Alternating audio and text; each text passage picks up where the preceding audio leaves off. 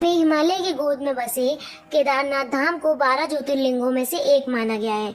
हिंदू पुराण में साल में करीब 6 महीने बर्फ से ढके रहने वाले इस पवित्र धाम को भगवान शिव का निवास बताया गया है। ऐसा माना जाता है यहाँ भगवान त्रिकोण शिवलिंग के रूप में हर समय विराजमान रहते हैं। वैसे पौराणिक ग्रंथों में इस धाम से जुड़ी कई कथाओं का वर्णन मिलता है, परंतु आज हम आपको महाभारत में इस धाम से जुड़ी एक कथा के बारे में बताने जा रहे हैं, जिसमें यह बताया गया है कि यहाँ पांडवों को भगवान शिव ने साक्षात दर्शन दिए थे, जिसके बाद पांडवों ने इस धाम को स्थापित किया। आइए मिलकर जानते हैं केदारनाथ से जुड़ी एक रोचक कथा। धार्मिक ग्रंथों में कथा के अनुसार महाभारत युद्ध में विजय के पश्चात पांडवों में सबसे बड़े युधिष्ठिर को हस्तिनापुर नरेश के रूप में राज्याभिषेक किया।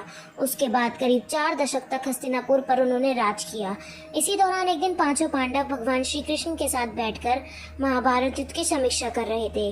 समीक्षा में पांडवों ने श्री कृष्ण से कहा, नारायण हम सभी भाइयों पर ब्रह्म हत्या के साथ अपने बंधुओं की हत्या का कलंक है। इस कलंक को कैसे दूर किया जाए? श्री कृष्ण ने पांडवों से कहा कि यह बात सच है, युद्ध में भले ही जीत तुम्हारी हुई है, लेकिन तुम लोगों पर गुरु और अपने बंधुओं को मारने के कारण पाप के भागी बन गए हो।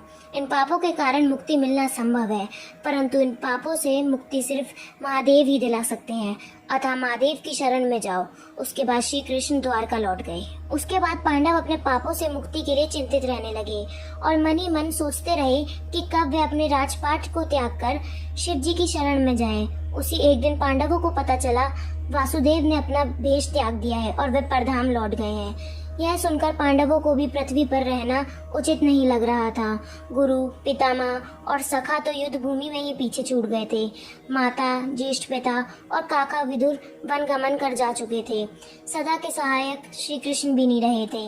ऐसे में पांडवों ने राज्य परीक्षित को सौंप दिया और द्रौपदी समेत हस्तिनापुर छोड़ के शिव जी की तलाश में निकल गए। हस्तिनापुर से निकलने के बाद पांचों पांडव भाई और द्रौपदी भगवान शिव दर्शन के लिए सबसे पहले पांडव काशी पहुंचे, पर वे उन्हें वहां नहीं मिले। उसके बाद उन लोगों ने कई जगहों पर भगवान शिव को खोजने का प्रयास किया, परंतु वे जहाँ भी चाहते वहां से शिव जी चले जाते थे। इस क्रम में पांचों पांडव और द्रौपदी एक दिन शिव जी को खोजते हुए हिमालय तक आ पहुंचे और तभी शिव जी ने पांडव को देखा तो वे छिप गए, परंतु यहाँ युधिष्ठिर ने भगवान शिव को छिपते हुए देख लिया था।